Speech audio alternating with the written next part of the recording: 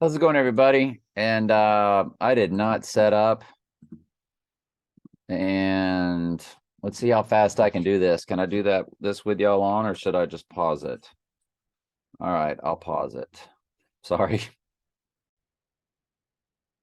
All right, everybody. How's everybody doing?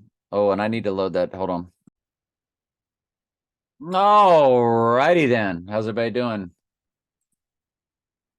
Let's go to New Living Translation. We're in column 3. Oh, it starts with a heading, most important commandment. And one day, let's go ahead and read this in the King James. I think we know what this is about, and this ought to read pretty easy. Not very long verses. A few of them are 3 lines thick, but when it's just 2 lines or barely past 1 line, those are very small verses. I think we can stomach this in the King James without first reading it in the New Living. And behold, a certain lawyer stood up and tempted him, saying, Master, what shall I do to inherit eternal life? And he said unto him, What is written in the law? How readest thou? And he answering, saying, Thou shalt love thy Lord, thy God, with all thy heart, and with all thy soul, with all thy strength, and with all thy mind, and thy neighbor as thyself. And he said unto him, Thou hast answered right. This do, and thou shalt live. But he, willing to justify himself, said unto Jesus, And who is my neighbor? And Jesus answering said, A certain man went down from Jerusalem to Jericho and fell among thieves, which stripped him of his raiment and wounded him and departed, leaving him half dead. And by chance there came down a certain priest that way.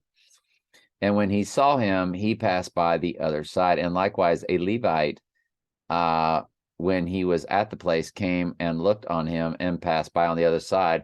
But a certain Samaritan, who were, not godly people, as he journeyed, came where he was, and when he saw him, he had compassion on him, comma. So we'll get to the rest of that tomorrow. Let's continue on. Let's finish up Daniel, and then we're going to start Daniel 7.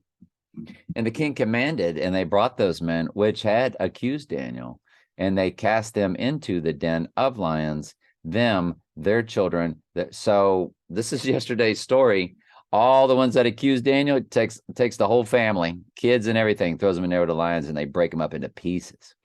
And the king commanded, and they brought those men which had accused Daniel, and they cast them into the den of lions, them, their children, their wives, and the lions had mastery of them, and break all their bones in pieces, or ever they came at the bottom of the den.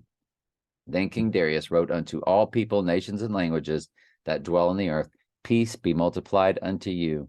I make a decree that in every dominion of my kingdom men tremble and fear before the God of Daniel, for he is the living God and steadfast forever in his kingdom, that which shall not be destroyed, in his dominion shall be even unto the end. He delivereth and rescueth, and he worketh signs and wonders in heaven and in earth, who have delivered Daniel from the power of the lions. So this Daniel prospered in the reign of Darius the Mede and in the reign of Cyrus the Persian.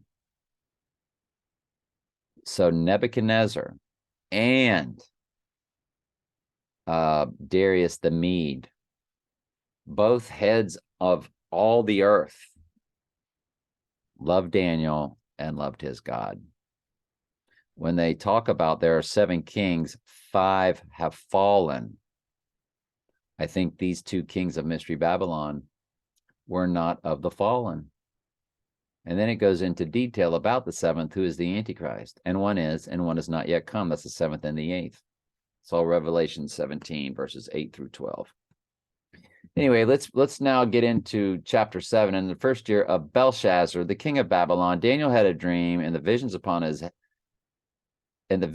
his head upon his bed. Then he wrote the dream and told the sum of the matters. Daniel spake and said, I saw in my vision by night, and behold, the 4 winds of heaven strove upon the great sea. I love you very much. Ask questions anytime. That's what I'm here for.